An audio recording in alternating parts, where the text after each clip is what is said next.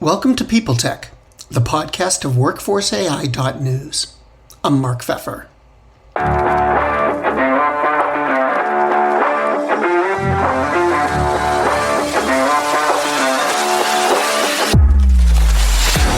It's a pleasure today to welcome Geoff Webb. He's an author and contributing analyst to 360 Insights, and he's got an impressive resume in technology and product development. Among other things, he was iSolved's Vice President of Solutions, Products, and Marketing Strategy. Of course, we're going to talk about AI today, especially about the messaging and marketing of it. We'll talk about reskilling too, and some of the challenges there you may not have thought of. All of that and more on this edition of PeopleTech. Hey, Geoff, welcome. Oh, thanks for having me, Mark. Always good to see you. So, I wanted to talk not necessarily about AI so much as its impact on solutions providers and HR technology vendors. What's the impact been for vendors in their messaging, how they get their messages across to people? Yeah, I think there's a couple of things going on here. You've got an awful lot of conversation about AI. You can't look anywhere without seeing AI sort of popping up.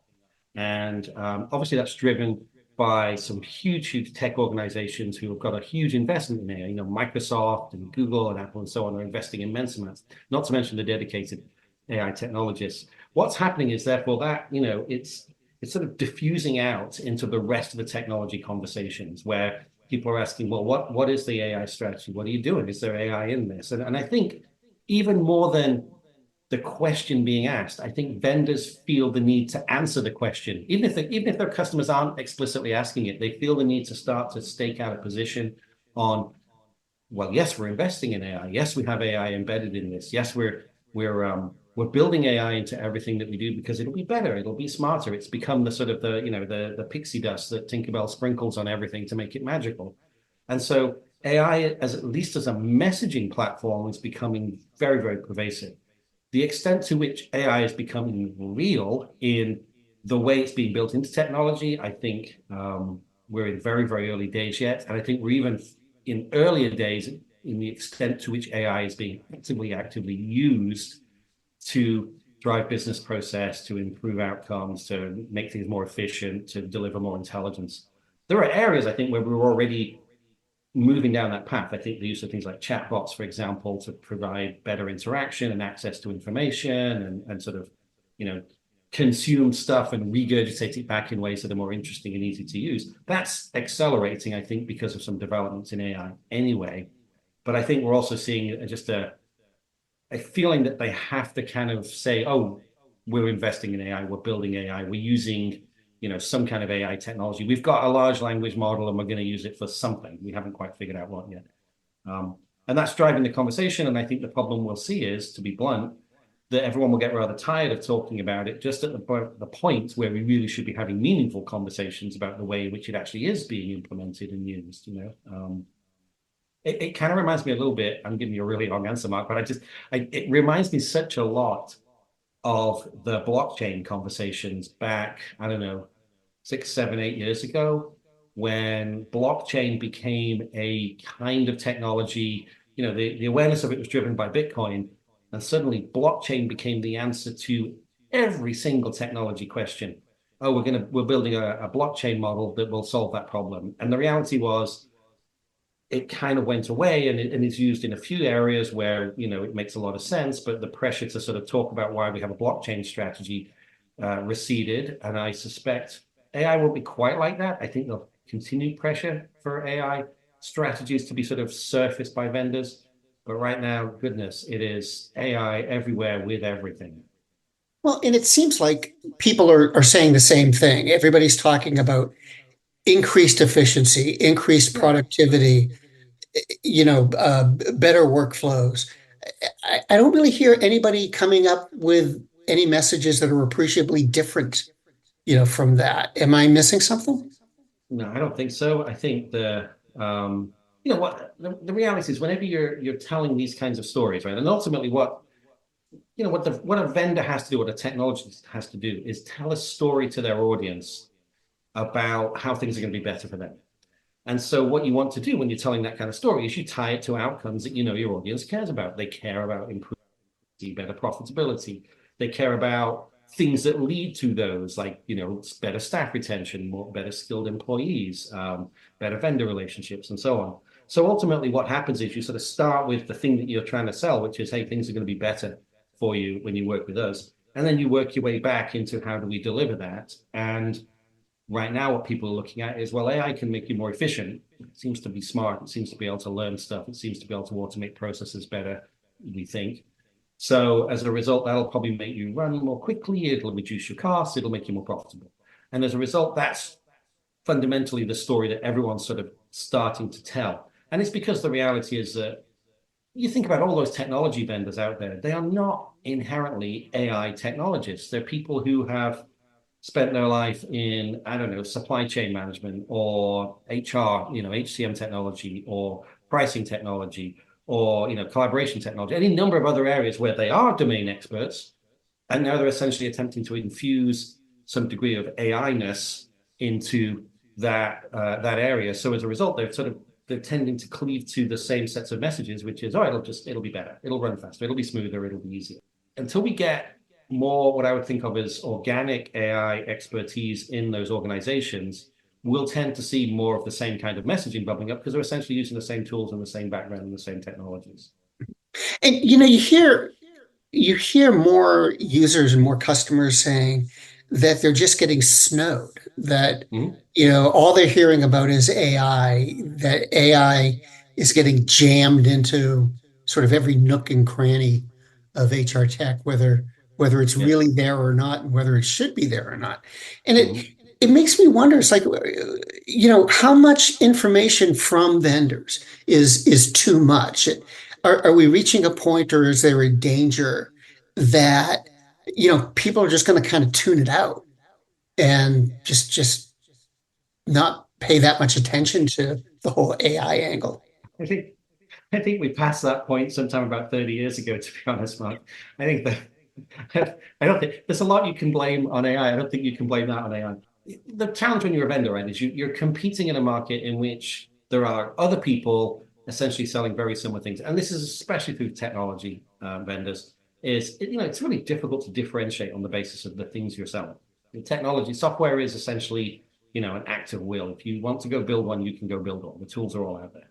And so it's difficult to differentiate on that. So as a result, you want to quickly capture a conversation. And this is what good marketing is about, right? Good marketing is about, capturing a conversation with an audience in a way and talk about things that they care about in ways that they understand and accept, and keep them talking so that somebody else can't. It's kind of like, you go to a bar and you're sort of trying to monopolize the conversation with an interesting person so that nobody else can get a word in, because you don't want your competitors also talking about the same things. As a result, vendors quite naturally, and I don't blame them for this. I'd certainly, my background comes from the world of marketing. You want to pump out a lot of meaningful, good content in order to capture that conversation and keep it. As a result, the poor people on the receiving end of this are inundated. It's one tsunami of content after another just rolling in, and they're desperately sort of flailing around trying to figure out, what should I read, what matters, what doesn't matter. Most of it doesn't get used, and the result of that, marketing departments know that most things don't get used. As a result, they create more things, because if I can double the amount, then at least twice the amount of stuff will get read, even if it's only a fraction of what I'm creating. AI is just another topic of conversation in which you can push out something that you hope will capture the attention of your audience. So yeah, I think any organization that's on the receiving end of this is going to feel pretty much inundated with noise. And the trick for good marketing is to kind of go, well, we actually, good marketing is really, is less. Less is so much more when it comes to good marketing. Just be much more focused and clear. No, but that brings up a great point. I was talking to the CEO of a vendor last week, and I asked him about this. How do you stand out from all of the buzz that's out there? And he said, well, it really all comes down to good marketing. And okay, I mean, sure, but that doesn't really tell you anything about the message? I mean, what does the message have to be that's going to get people's attention? Yeah. Again, I go back to the thing that most organizations struggle with. And I spent the last, it's funny, I spent the last oh goodness, now 4 or 5 months doing two things. I've been talking to a lot of CMOs in marketing organizations, and I've been talking to a lot of HR people. And it's just been this sort of weird confluence of conversations I've been having. On the marketing side, I can tell you that the the pressure, the sort of the gap that they're trying to close is consistently, how do we tell a good story, right? That I think most marketing organizations understand that they've got stuff they want to talk about, technology and products and services and so on. But talking about them doesn't really move the conversation forward very far because everybody's talking about their stuff. What they want to do is tell a good story that resonates with that audience. And they struggle to do that. How do we tell the story of who we are? How do we tell the story of what we do? That's an area that I feel very passionate about myself is, business storytelling is such an underrated skill. And yet it's so critical to engaging the audience. If you can tell a good story, you'll get people's attention. There's nothing like starting a conversation with, well, let me tell you a story. Because people go, oh, I'm going to listen to that. You can do that through marketing too, right? You have to tell a good story. And understanding how to bring the elements together to tell the story is so critical.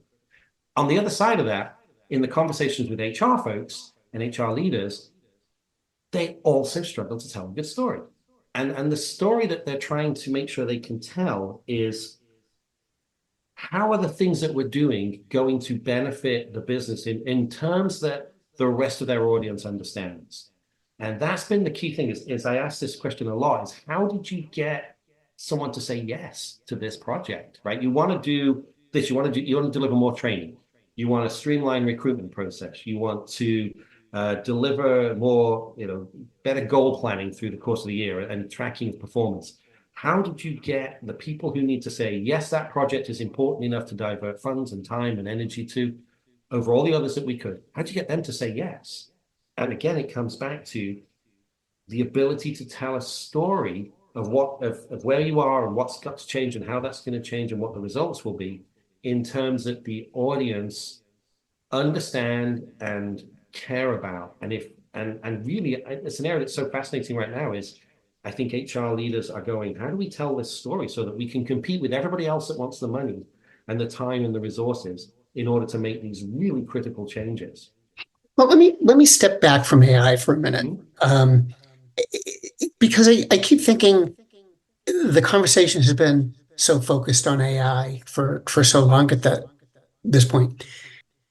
You watch the industry, the whole industry. So, is there anything else going on? I mean, what else is interesting is going on in the space that people just aren't paying attention to?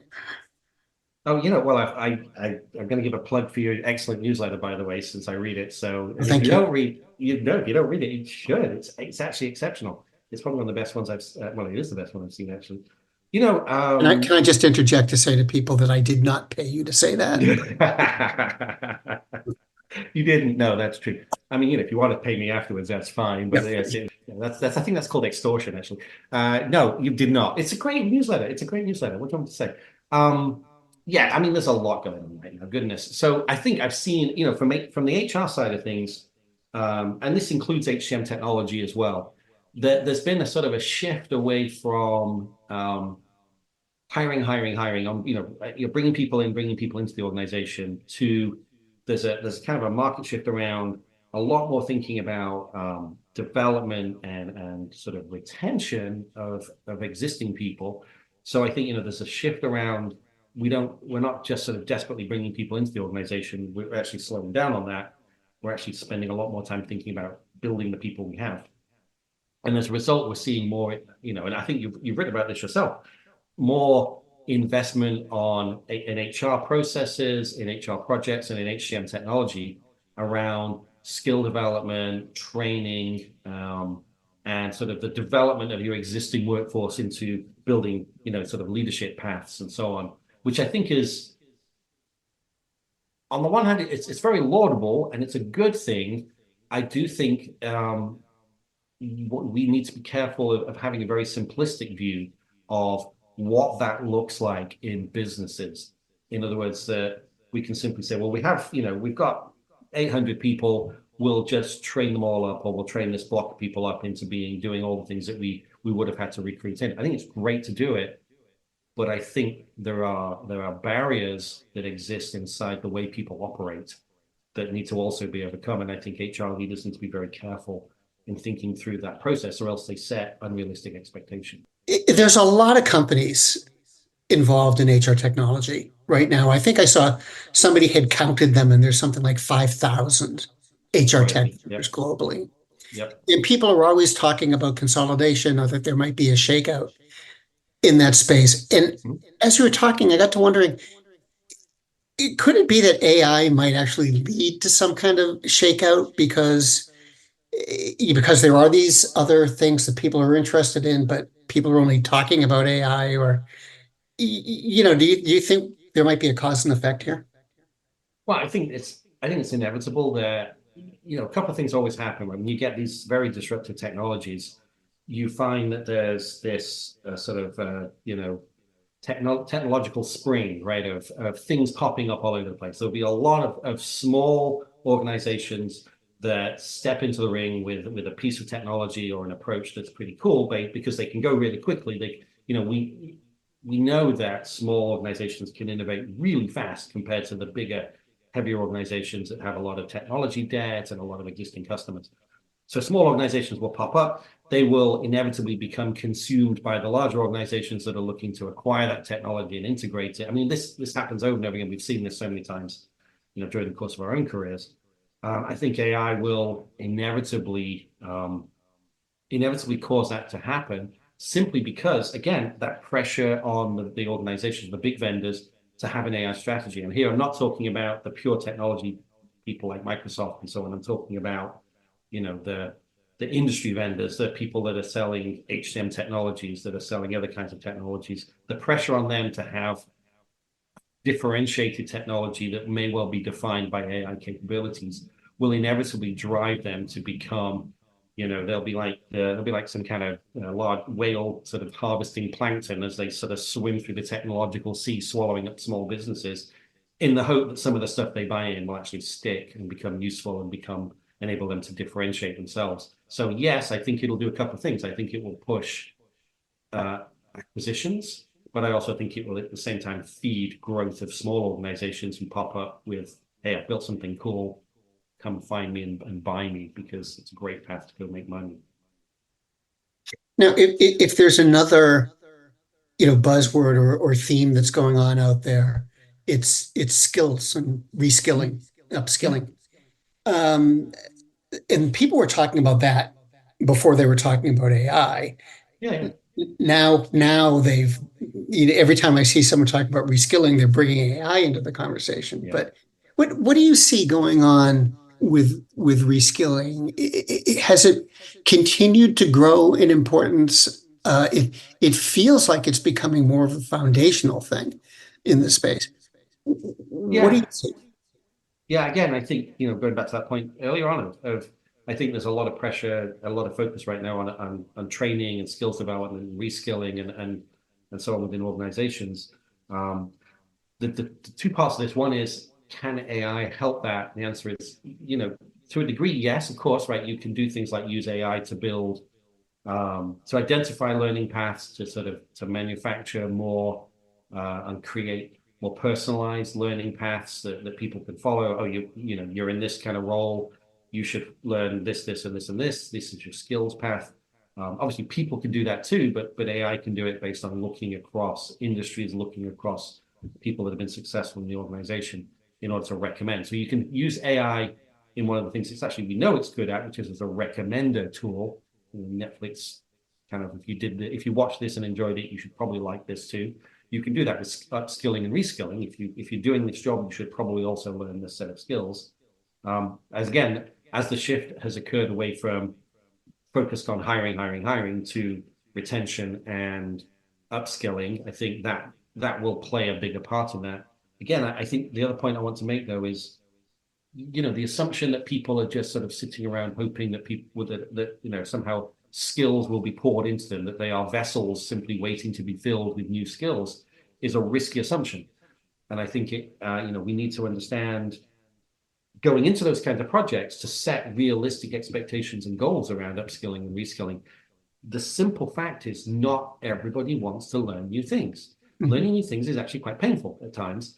And one of the key things that learning does that I think, we need to be very cognizant of is it takes people that were good at something and it turns them into people that are not good at something. You have to be not good at something in order to learn it. I know this from personal experience because I have been, for the last couple of years, learning to play the guitar. And I'm very, very not good at it. And it's actually quite painful, right? I mean, physically and mentally. And while I enjoy the process of learning, the process of just really sucking at something is not something you get used to. When you're a kid, yeah, sure. But as an adult, as a professional, I'm used to being good at the things I do. When we ask people to reskill, we ask them to stop doing something they're good at and start to do something they're not good at. And that is a difficult transition for many, many people to go through. And so I think we shouldn't expect, the sort of the workforce to act like sponges, that they just want to soak up new skills and off we go and do something different. You have to invest the time and energy to provide safety and security and a path and reinforcement of the upskilling and the reskilling process. And so, I think it's great that upskilling is great. We should be investing in people, but we should do so in a way that is very aware of the foibles and the quirks of human nature, which is you're going to have to lead them along this path. You can't just say, stop doing what you're doing, go learn this, and then, 2 years from now, you'll have a great job, because it won't work. Which feels like sometimes that's what people are saying right now. Or that's what the employers and the observers, the people like us, are basically saying is, well, you got to get reskilled. Yeah. But that's as far as we go.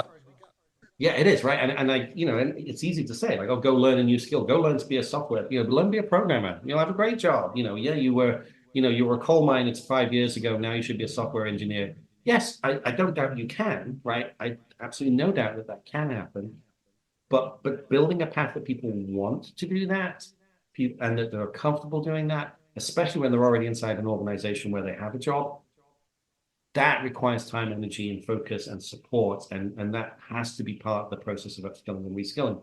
And maybe AI will teach us how to do that too. Maybe AI will be able to show us how to build great, supportive learning paths. But for now, we shouldn't just assume that you can just reskill your entire organization as though they want to do that. Even really highly skilled people, in fact, especially really highly skilled people, will push back on upskilling and reskilling. I'm great at my job. Why do I want to learn something different? Geoff, thank you. It's great to talk to you, and I know you'll come back. So I look forward to it. I look forward to it too, Mike. Always happy to chat. Always love talking to you. Thanks so much.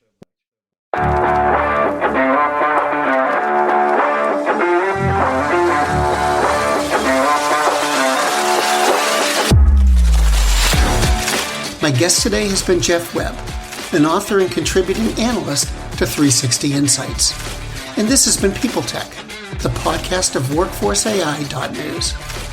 To keep up with AI technology and HR, subscribe to Workforce AI today. We're the most trusted source of news covering AI in the HR tech industry. Find us at www.workforceai.news. I'm Mark Pfeffer.